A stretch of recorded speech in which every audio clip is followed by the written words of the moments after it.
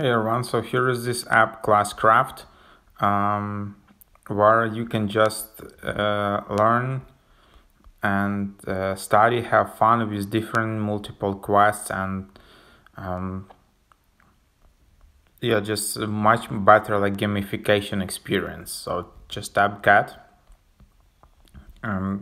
use Touch ID to install, and yeah, you can just view your progress.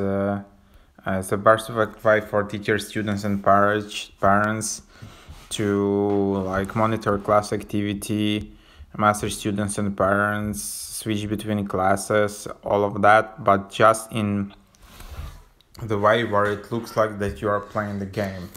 So that's kind of cool. So that's the idea. Let's just try to open the app,